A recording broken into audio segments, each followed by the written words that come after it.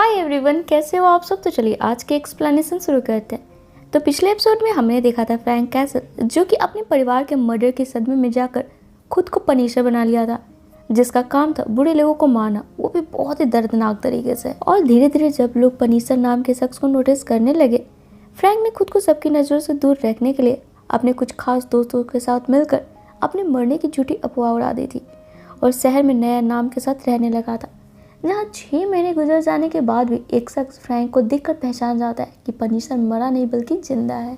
अब इससे आगे कहानी को शुरू करते हैं एपिसोड नंबर 2 के साथ, जिसकी शुरुआत में हम फ्रैंक को देखते हैं जो कि एक होटल में बैठकर जब ब्रेकफास्ट कर रहा होता है।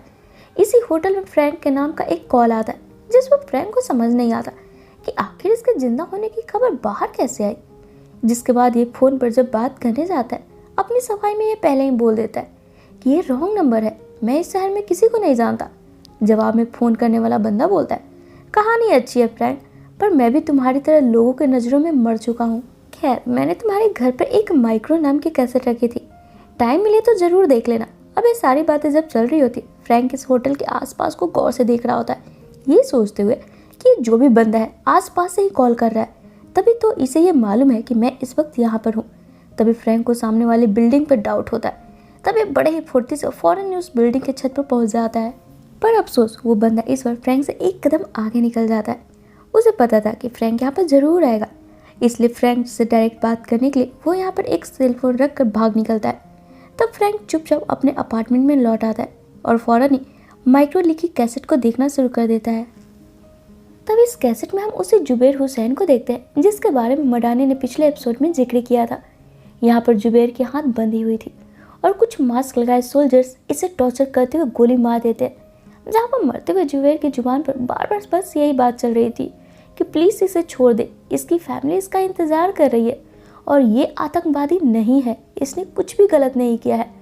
अब ये नज़ारा देखकर फ्रैंक काफ़ी डिस्टर्ब हो जाता है और हम व्यूअर्स को इतना समझ में आता है कि वो कैसेट देने वाला बंदा जो भी है, वो फ्रैंक के पनीसर वाले अवतार को शायद वापस से जगाना चाह रहा है।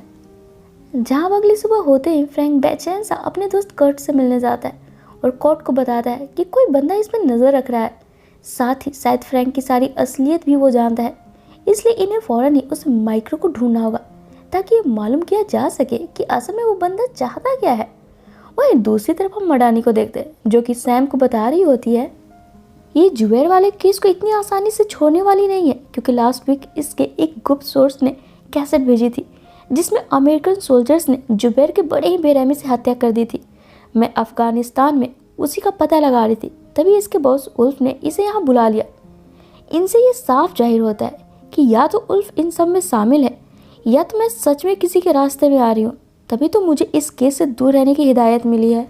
अब इसका पता लगाने के लिए फ़िलहाल तो इसे उल्फ के साथ ज़्यादा से ज़्यादा रहना होगा, उसकी सारी एक्टिविटी देखने के लिए। और इतना बोल मडानी उल्फ के ऑफिस जाती और ऐसा प्रिटेंड करती है कि ये जुबैर वाले केस को भूल गई है और उल्फ के साथ दूसरे प्रोजेक्ट पर काम करना चाह रही है। वहीं इधर फ्रैंक माइक्रो का पता लगवाने के लिए अपनी एक और करीबी और भरोसेमंद दोस्त कैरन से भेस बदल कर मिलने जाता है ताकि कोई इसे पहचान ना पाए, और बताता है कि कोई माइक्रो नाम का बंदा इस पर नज़र रख रहा है और उसकी एक्टिविटी देखकर ऐसा लगता है वो काफ़ी स्मार्ट है। तभी तो 24 घंटे के बाद भी वो मेरे नज़रों से दूर है। जिस पर कैरन फ्रैंक को यह भरोसा दिलाती है कि यह माइक्रो को ढूंढने में फ्रैंक की ज़रूर मदद करेगी। जहाँ इनकी बातों के दौरान कैरन के बर्ताव से हमें ऐसा लगता है जैसे कैरन फ्रैंक को पसंद करती है, पर फ्रैंक अभी भी अपनी मरी पत्नी को भूल नहीं पाया है। जहाँ पर वो फ्रैंक के जाते ही कैरन अपने ऑफिस पहुँचती है और बातों ही बातों में अपने बॉस से माइक्रो के बारे में रैंडमली डिस्कस करती है। तब इसे मालूम पड़ता है कि माइक्रो की कुछ खास रिकॉर्ड तो इनके पास नहीं है, पर कुछ महीने पहले कैसल उल्फ ने इनके ऑफिस में कॉल किया था और माइक्रो नाम के शख्स के बारे में जो कोई भी इंफॉर्मेशन थी उसे हमेशा के लिए मिटा देने को बोला था। वहीं अब आगे हमें फाइनली माइक्रो को दिखाया जाता है जो अपने हाइड आउट से अपने घर में लगे कैमरे के जरिए अपनी फैमिली को देख रहा होता है, जिन्हें माइक्रो बहुत ही मिस करता है। पर उनकी भलाई के खातिर इसने खुद को सबके सामने मरा हुआ साबित कर दिया है और खुद यहाँ छुप कर बैठा हुआ है। अब फ्रेंड्स, ये सब क्या चक्कर है वो तो हमें धीरे धीरे बढ़ती कहानी के साथ में मालूम चलते रहेगा।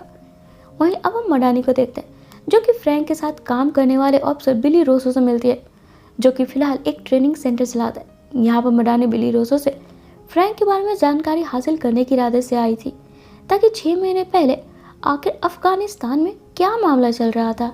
जिस पर बिली कुछ बोलता है, यहाँ पर उल्फ आ जाता है और मडानी को वापस से वार्न करता है कि ये अफगानिस्तान वाले मैटर से दूर है। अब यहाँ पर उल्फ के जाते ही मडानी बिली रूसो को ऑफ ड्यूटी में कहीं बाहर मिलने को बोलती है।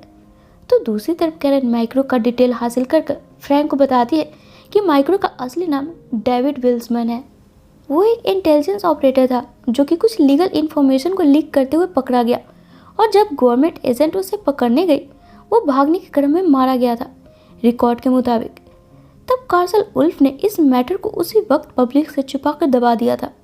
अब यहाँ पर चूंकि फ्रैंक को डेविड के असली घर का पता लग चुका था, ये डेविड की पत्नी से मिलने के लिए जानबूझकर उसकी गाड़ी से जाकर टकरा जाता है, जिसे देखकर सारा इसे सॉरी बोलते हुए इसका फर्स्ट एड करने के लिए इसे अपने साथ अपने घर के अंदर ले जाती है।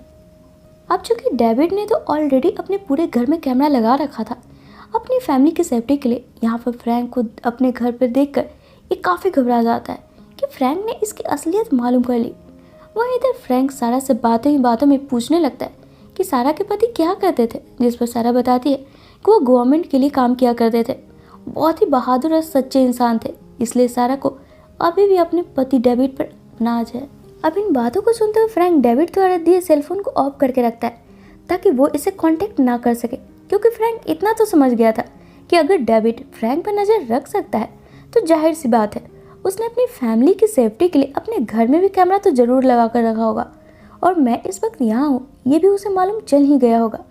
तो डेविड के अगले स्टेप से पहले ही फ्रैंक यहाँ से अपने अपार्टमेंट जाकर अपने हेयर स्टाइल चेंज करता है, दाढ़ी बनाता है और सड़क पर क्रॉसिंग करने वाले एरिया पर जहाँ भी सीसीटीवी लगे हुए थे वहाँ पर लंगड़ा कर चलता है, ताकि डेविड अगर देख भी रहा हो तो ये पता ना कर पाए कि फ्रैंक ये है, और उसे ये आइडिया ना मिल पाए कि ये फ्रैंक अभी कहाँ और क्या करने जा रहा है। जहाँ पर फ्रैंक की ये ट्रिक काम कर जाती है, क्योंकि लगातार कैमरा पर नज़र गड़ाने के बावजूद भी डेविड यहाँ पर फ्रैंक को नहीं पहचान पाता है। वहीं फ्रैंक अपने चेहरे पर मास्क लगाकर सबसे पहले तो कार्सल उल्फ के घर पहुँचता है और उसे टॉर्चर करते हुए पूछता है कि डेविड के बारे में उल्फ को क्या क्या मालूम है। उल्फ ने डेविड की फाइल को सीक्रेट क्यों रखी है। जवाब में उल्फ बताता है डेविड एक गद्दार था, वो सीक्रेट लीक कर रहा था और जब उसने भागने की कोशिश करी वो मारा गया।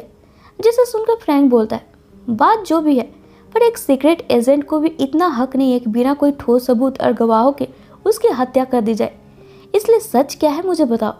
अभी फ्रैंक इतना बोल ही रहा होता है कि तभी यहाँ पर उल्फ यहाँ खुद को अपने हाथ को खोल लेता है और फ्रैंक को बंदूक तान देता है। असल में इनके ग्रुप को फ्रैंक की ही तलाश थी। 6 महीने पहले तो फ्रैंक की फैमिली बस बेवजह मारी गई थी। असल में इनका टारगेट तो फ्रैंक ही था। तो फ्रेंड्स, यहाँ इनकी कन्वर्सेशन से हमें इतना तो समझ में आता है कि 6 महीने पहले अफगानिस्तान के कंधार में कुछ तो खिचड़ी पक रही थी, तभी तो पहले फ्रैंक की फैमिली को मारकर उसे उस जगह से डाइवर्ट करके हटा दिया गया था, और जब मडानी ने कंधार की केस लेनी चाहिए तो इसे कार्सल उल्फ ने वहाँ से हटा दिया था। जहाँ इन बातों को सुन और खुद के सेल्फ डिफेंस में फ्रैंक यहाँ पर उल्फ को जान से मारकर चला जाता है। जहाँ एपिसोड के आखिर में अब डेविड से सच्चाई उगलवाने के लिए फ्रैंक अपने दोस्त कर्ट के साथ मिलकर डेविड को एक पूरा दिन गुमराह करता है ताकि ये अपने हाइडआउट से बाहर निकले, और जैसे ही डेविड बाहर आता है फ्रैंक चुपके से इसकी डिक्की में छिपकर फाइनली डेविड के हाइडआउट वाले लोकेशन पर पहुंच ही जाता है। और इसी के साथ ये एपिसोड यहीं पे ख़त्म हो जाती है। तो फ्रेंड्स, इससे आगे के एपिसोड ना बहुत ही इंटरेस्टिंग होने वाली है, जिसे देखने के लिए आप हमारे चैनल पे यूँ ही बने रहे। और अगर आपको मेरा आज का वीडियो पसंद आया हो तो इसे लाइक और शेयर करना बिल्कुल ना भूलें।